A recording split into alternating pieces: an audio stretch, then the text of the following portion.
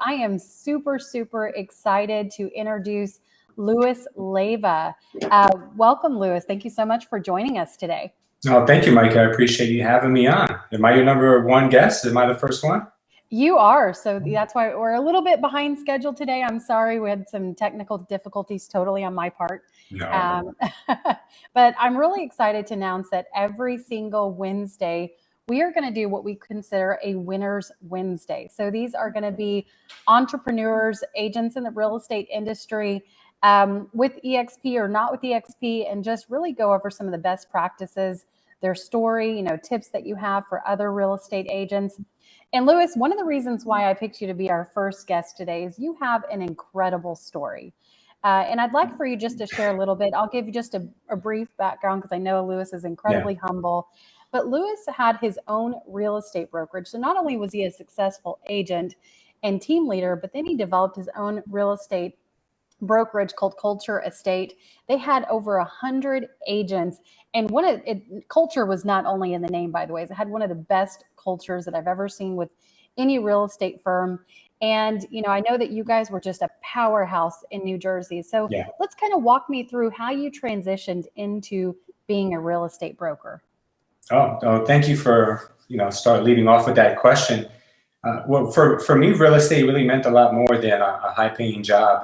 Growing up, we didn't really have a house to call our own. We would transition a lot every year to a different apartment. And it just seemed like home ownership was just a fairy tale that was really only allowed for the ultra rich. And I would see real estate agents from time to time, and I would think that these people were like superheroes. Like they really did save people's lives and made dreams come true. And for me, growing up, having a home was like such a dream that when we finally were able to get a home in 1998 was the first year which our family was able to finally buy a house after many, many attempts of trying. And, back then it was easier, but we just were not, we didn't look good on paper.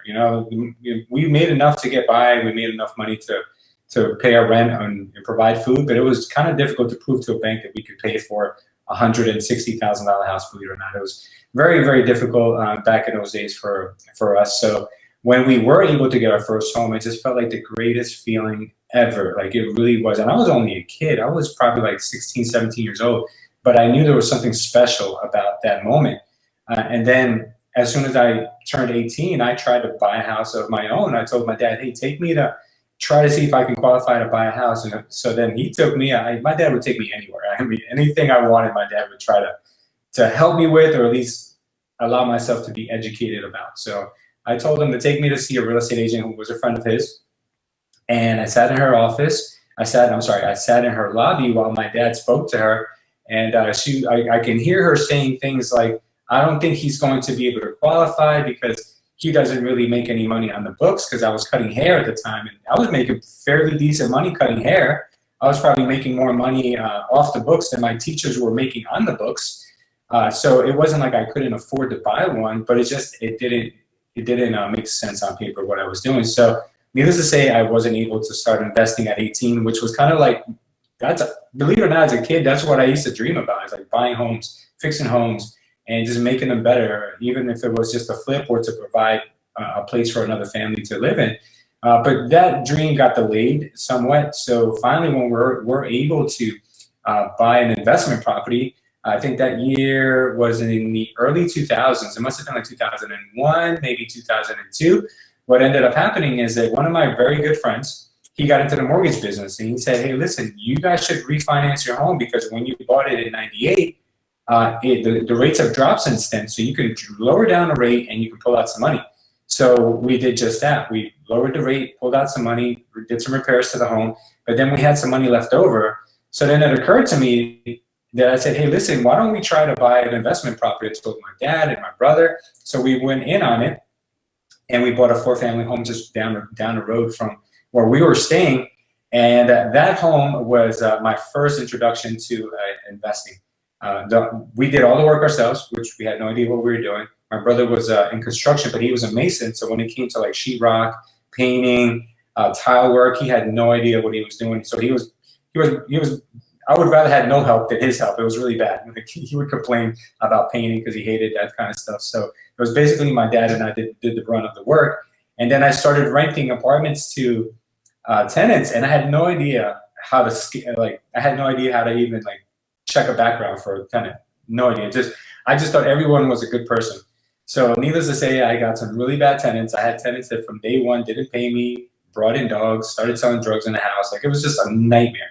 So I put up with that for many, many, many months. And then during that year that I owned the home, I made the decision that I wanted to get out of the barber business. I owned a barber shop at the time. I kind of skipped that step, but I didn't go to college. I went into entrepreneurship right away. So around the age of 21, I said, you know what, this barber business is not for me. Even though I was very good at it, it didn't challenge me mentally, and I was limited, because how many people can you actually cut in one day? How many days are there in a week? That's the cap of my income. I can get more barbers, but barbers were different back then, because there weren't that many that you could pick from. Now there's like an abundance of barbers everywhere. But back then, you had to deal with the barbers that you had. So if they showed up to work, great. If they didn't, too bad. You had to cover their appointments. So it was the most stressful experience I've ever felt in my life. And I said, if I were to open up more barbershops, like, that means that I would just magnify my stress by that many more places. And believe it or not, I made less money owning a barbershop with 6, 7 barbers than I did when I was just cutting hair for someone else. It was sad but true, but I learned a lot about business during those few years. So in my 21st year of being alive on this planet, I decided that real estate was going to be my next move. So I made the transition. And this is what I tell a lot of people. When you're going to do something, make sure you're all in. Don't be like 1 foot in, 1 foot out, because you're not gonna succeed. I tell a lot of people who get into real estate, they want to do real estate part-time. I say, is there any way where you can do real estate full-time and then do your other job part-time, even though it may seem like a sacrifice, or it may seem like you're going to take a loss of income? In the long run, if you really want to be in real estate, this is the way you're going to maximize your chances of succeeding. Because that's what I did. I did real estate all day long, 7 days a week. I would do anyone's open house. And then back in the day, no one used to even show up to open houses. So I would just, every day, real estate nonstop. And then from the moment I got home, sometimes I was at 6 if I was lucky, sometimes at 8, I would cut hair until midnight most days. And then that's how I kind of kept money in my pocket. But that first year was very difficult. I barely sold any homes, but I was just thirsty to keep learning. And I knew that my why was that I didn't want to go back to the previous life that I had. I did not want to go back to cutting hair. I felt like a prisoner. I felt like I was not living my full potential. No disrespect to barbers out there, but that was just not my calling. It was my calling up into that age, but now I wanted to be into something that was going to challenge me more mentally, and it was going to have a bigger payout at the end of the day. So year 2, everything came full circle. All the seeds I planted, all the knowledge I gained, I ended up becoming the top producer of my office in the second year. My income went from 20,000 to over 100,000. I couldn't even believe it. And I was having the best time of my life. So needless to say, that just progressed and progressed until I became more of a productive agent. And somewhere around 2005, was it 5? 2000 no, I apologize. It was sometime 2013. I had the inclination of starting to do a lot of self-improvement. I started to listening to Tony Robbins, Grant Cardone.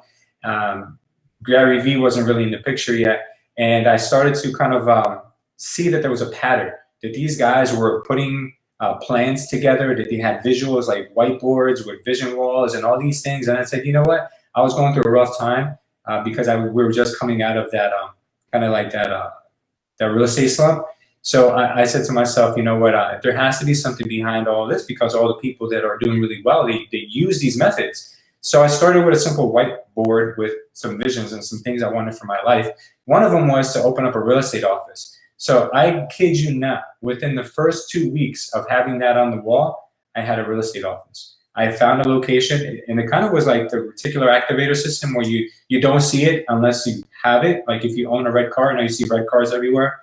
You know, so that was kind of what happened. Every day I would see, I want a real estate company, I want a real estate company, I want a real estate company, and then it appeared for me. Made it happen, started a real estate company with a friend of mine. We parted ways after about 2 or 3 years, and then I had a brief stint over with another friend of mine We grew that real estate company. It's still there today. Both real estate companies are still there today. And then my third progression, which was in October of 2016, was opening Culture Estate. And it took me 3 attempts. And this is why I tell people, like, you can never count yourself out. As long as you're still breathing, you're still got another opportunity. In 2016, October, I remember that month like vividly, like it was yesterday. We found this location in Scotch Plains, New Jersey, which, if you guys aren't familiar with, is a very kind of small town. Nothing really much going on there. Everybody kind of knows everybody in the downtown area. And it looked like it was something straight out of the 1970s. It had green carpets or red walls, or red carpets and green walls, one of those combinations, but it looked funky. And we went in there and we didn't have much money. I'll be honest with you. We had about like $20,000 to get this thing off the ground. And on top of that, I already had scheduled a vacation to go see my parents in Guatemala for 5 weeks. This transition was not planned. It was kind of like we had to make this transition when we did. So I did what most people probably wouldn't have done. I left the only $20,000 I had left. I had a couple of bucks left in my savings account so I can go and spend a little time with my family. I gave all my money to my operations manager at the time, Joelle, and I said, you got to make this money last until I come back. And when I come back, I'll be in a better position. I had some closings that were coming up. I'm going to go and recharge my battery, because what we're about to do right now is going to take everything out of me for the next few years. So she did. I went away for 5 weeks. I read 5 books on business while I was away. I read Start With Why. I read, that's by Simon Sinek, a great book if you guys haven't read it. Leaders Eat Last, also by Simon Sinek. I read the E-Myth Revisited, which is an amazing book. I highly recommend that book to anyone who's going to get in business. Jab, Jab, Right Hook by Gary Vee.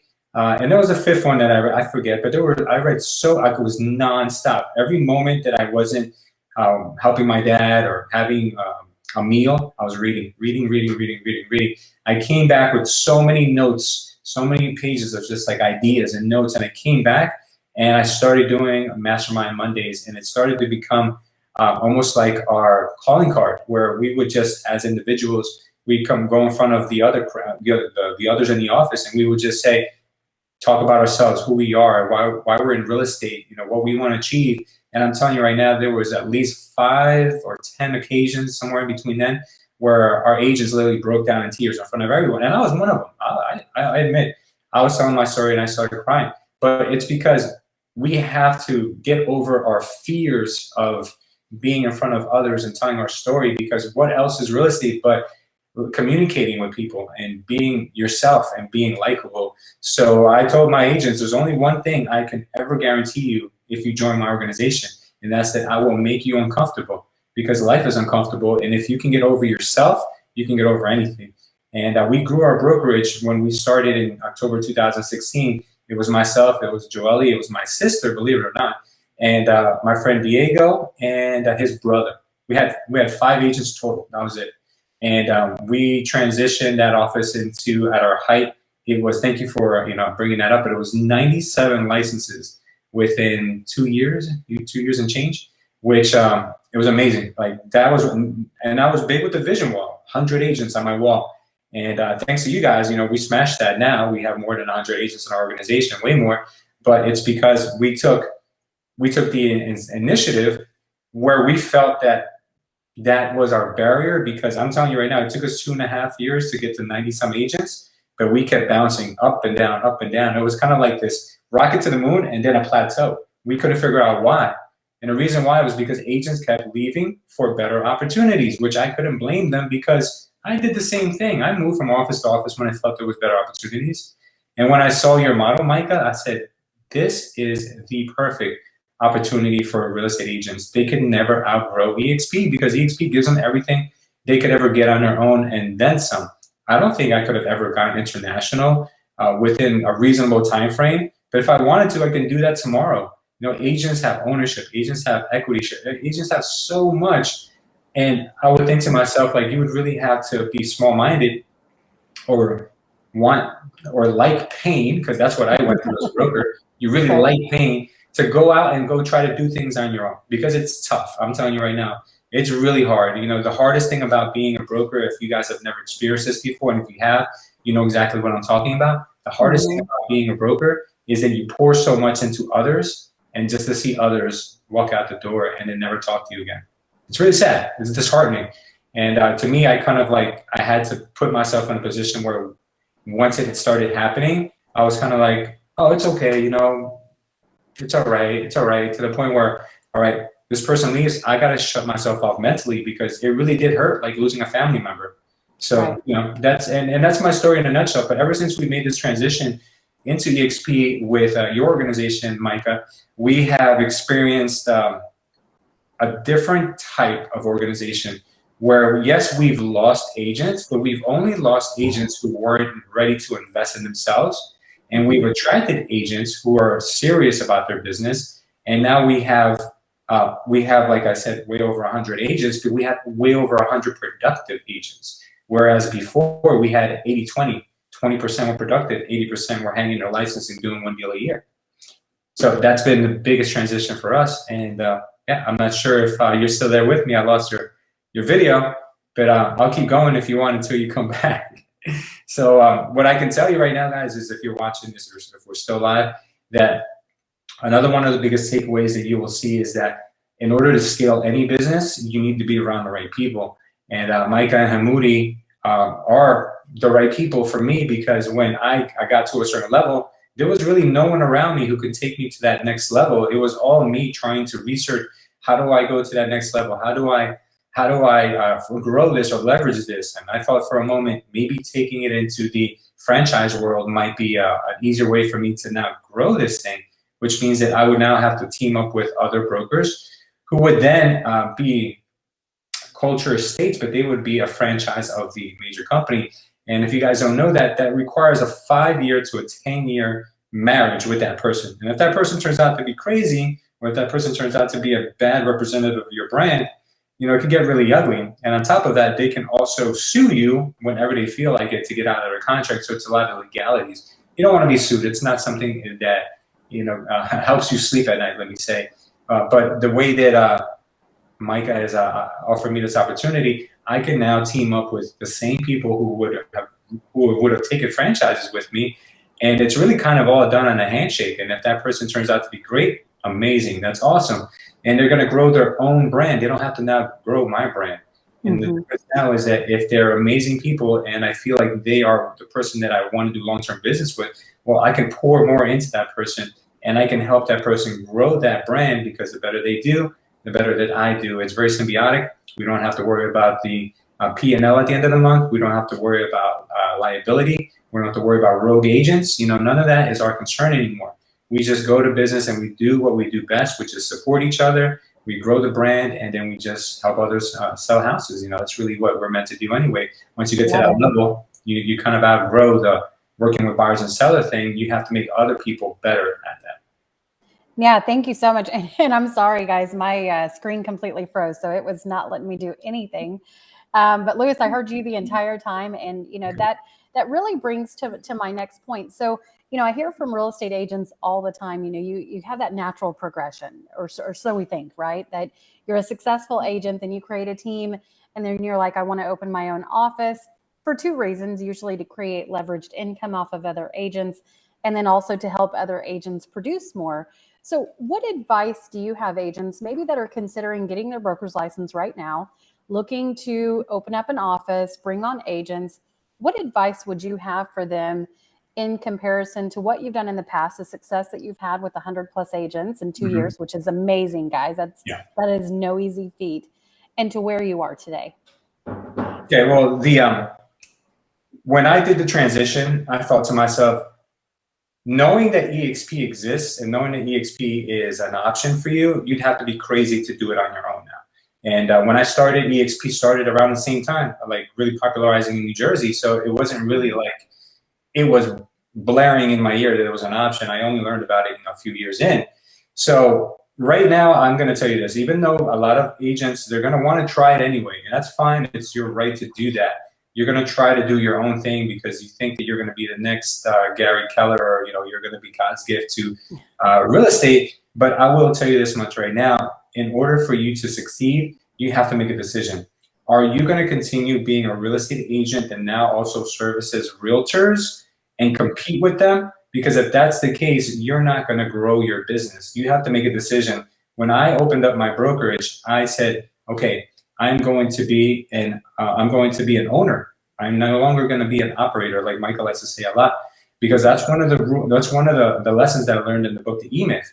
A lot of times when a plumber works for a plumbing company, he says, oh, I know this plumbing thing. I can do this on my own, because they see the owner of the plumbing company making a ton of money, right? That's what they see on the surface. And then when they become a plumbing company, now they're the plumber, they're the receptionist, they're the accountant, they're the marketer, and they're everything. Now they've gotten themselves an even more stressful job than before. So if you're going to open a brokerage, or even if you're going to start a high-level team, you got to get yourself out of that mindset that now you have to produce and you have to do these things.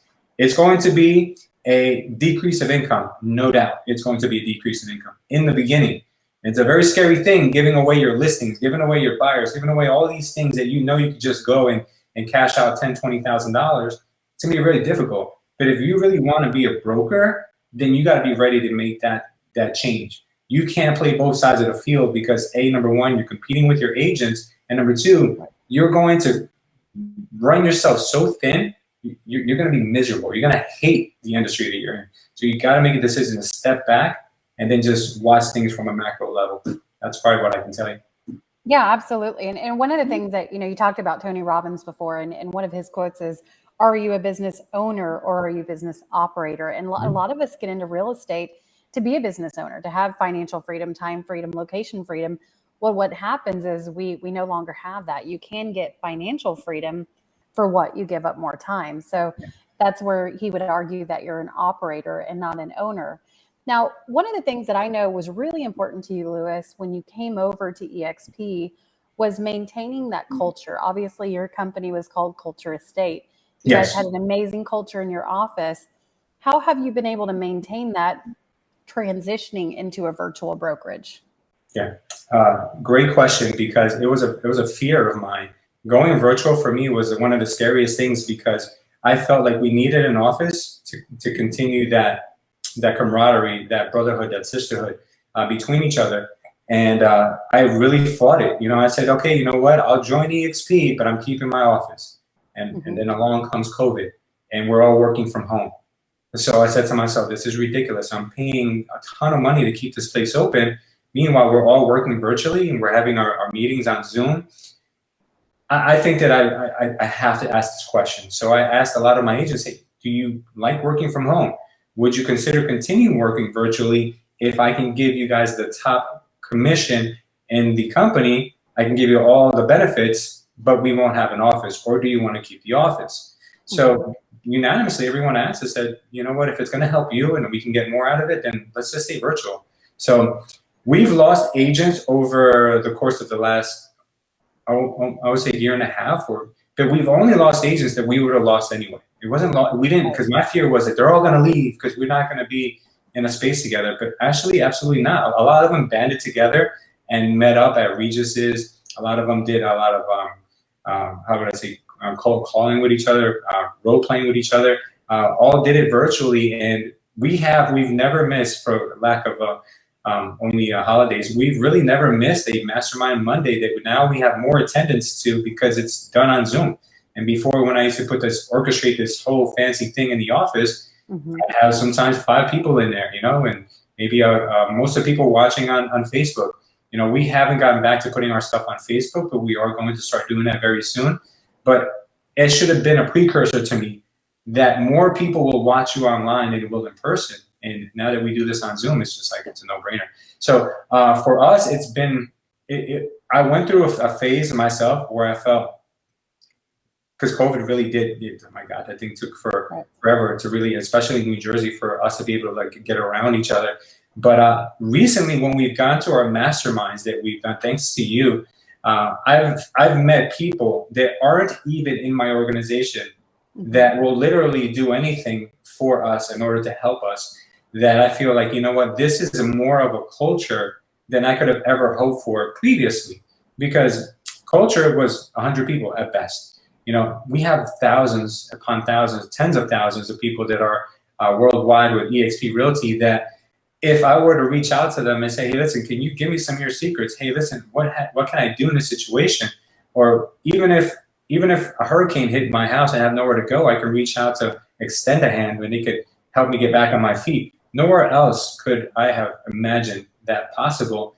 But at EXP, I haven't even been the one to say it. I hear my agents say it that, oh my God, this is great. Like people say that we're virtual and we have no connection with each other. But when we see each other, it's like we've seen our long lost friends. So it really is. It's weird and it's hard to put into words. You'd have to experience it to kind of really understand it. Because I personally also thought that we had to be around each other all the time in order to build those bonds. But no, believe me, I think those bonds are really, really strong, even if it's virtual. Yeah, and I couldn't agree more. I heard somebody say the other day, and I'm probably going to butcher the quote, but it was, if you're outside, you can't see it. If you're inside, you can't explain it, right? And I think that's just a true testament to the culture. So walk us through that mental process of being a broker, being at the top of your game, and then now giving that up to join and merge with EXP. I know that was a very unselfish move because now you're giving your agents expansion opportunities and ownership, right? Yeah, absolutely. So a lot of it had to do more with ego than it had to do with money, right? So let me explain that to you. Because when I became a broker, I knew I was going to take a cut in my income, right? So I wasn't new to that. Coming out to EXP, I knew I was going to take a cut in money. As a matter of fact, I created a very elaborate calculator to figure out how much I was actually going to lose. So I was okay with taking a loss, knowing that my agents were going to be in a better position. I was going to be able to retain them longer, keep us together, and take the financial issue out of the equation. No one could ever leave us now for more money because there really isn't any more money out there. So that's gone. So I said, you know what? Now it's just about, building a brand, building a team, and just helping us grow. But the biggest problem for me and every other broker who is going to be making this transition or team leader, a lot of them are going to be caught up in self-egotistical things, such as one of my things that I laugh about now is that I didn't like EXP's colors, orange and blue. I was like, this is so ugly. I didn't know because I had my head so far up my ass that I didn't know we had black and white versions. Right. And I could use the black and white version. It was crazy to me. So getting over myself and a lot of brokers you know what? I'm going to go on a limb and say this. The majority of brokers out there are hurting, but they don't want anyone to know that they're hurting. The vast majority of team leaders have no idea what they're doing, need support, don't have enough resources, but they're too, they're worried about what people would say about them if they were to ask for help. It's true. I know it because I've experienced it. The office was one of the biggest blessings for me because I got to learn a lot about people and management and employees and just payroll and all these things. And I know how much it costs to operate an organization on a high level. You can do all of the things that you want to do through EXP without the money being an issue. But for me, it was kind of like, if I do this, I've lost my identity as being the man at the top. I've lost my name at the front door. I've lost the ability to call myself the broker. But what do I gain on the other side? You got to sometimes maybe sit down and make a list down the middle, pros and cons. And when you write down all the pros, you're going to fall off your chair when you see that all the pros are all about yourself. It's all about you and your ego and your greed. That's really what the only stuff that was on the pro side was me. Everything that was on everything that was on, I guess you would say that. And then everything that was on the con side benefited everyone else but me. And then I said to myself, wait a minute, this is not making any sense. I need to do this because I know from being in business so long that you can't build anything on your own. You need other people. And if you're the only one benefiting, sooner or later, the chips are going to fall and people are going to see it's a house of cards and everything is not going to work out. So what I'm suggesting is that if you're on the fence, if you're thinking about EXP, or maybe you're already ruled EXP out because you think that you've got it all figured out, write down on a list what you would benefit from joining and write down on another list what you would benefit from not joining. And then you make a decision at that point. Absolutely. And one of the things I know you've heard me say that I love to say is your ego is not your amigo, right? Yeah. And we all have an ego. I mean, I used to be a broker as well. And, I had to sit back and say, what is the best product that's out there for my agents? And you have to do what's in the best interest if you're going to build a team or, build an organization. So, and I love one of the things that you said, if you go fast, you go alone. If you go far, we go together. So let's talk about that with really the expansion opportunities. Because I know that you had built the successful office in New Jersey. You had plans to franchise out, right? And you've already invested in franchising out your business. Now let's flip that to what you're doing today on a global level with EXP. How is that different than what you were doing a couple years ago? Oh yeah, it's totally different because I didn't have the resources to support agents that were 30 minutes away from my office. I noticed that every time we get an agent that was more than 30 minutes away, it was just a matter of time until they left because it didn't really make sense. We weren't able to give them the resources and the community that they needed. So by being able to now be a part of this amazing network of EXP, I have agents that are in our organization. Now, you know what? I don't like to say I have agents, but I've partnered with agents that have joined the organization because of us and our agents who have brought them on. I have agents in states that I've never even been to, and I don't even plan on going to, which is incredible. I didn't have to put in the legwork. I didn't have to put in I remember there was one day when I was a broker, I met with, and this is a blessing and a curse, I met with 8 agents in one day to join my office. 8 in one day. I said, that's amazing. And I think they pretty much all joined. But I spent the entire day. And I thought to myself, like, the only one who cares if I grow my brokerage is me. With EXP, everybody benefits from growing the organization, not just me. So that just, the light went off, it's just like, I have to do that. So now I'm, thanks to you and the opportunities that I know that I have now, I'm working on agents from different countries. I'm working on agents in Canada, the UK, and Spain, and soon Latin America, because I've recently learned that there's a huge opportunity in doing so. So yeah, we're about to go nationwide, believe it or not. So that's exciting to say. And I'm glad that I'm saying it publicly because I'm holding you guys are going to hold me accountable. Social accountability, right? Absolutely. And that's what I love the term. It's a borderless brokerage. I was looking at our organization yesterday, and we're in 31 states and 5 countries. Guys, I could not do that, on my own. So let's talk about the compounding effect, because I was on a call yesterday with a broker who, is definitely comfortable in his own right. But one of the things that he was missing was, here's my 25 agents that I have. I would initially lose money to join EXP, but he was missing the fact of, number one, we could have cut out a lot of overhead expense, and liability is huge. But the other part is the compounding effect, where, as you mentioned, now your agents are as incentivized as you are. So let's talk about how that can compound in relation to how you were set up as a broker. Yeah, I mean, look, most people's brains are not wired to understand compounding. But if you double a penny every day for 30 days, that's $6 million.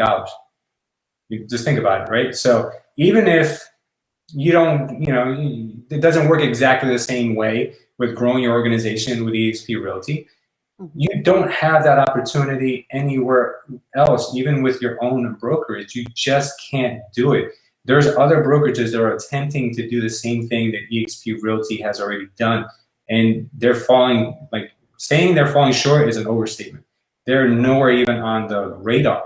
What EXP is able to create so far is more powerful than just an idea on paper. It's a movement. People really do care about this company growing, and the reason why is because they're not growing someone else's company.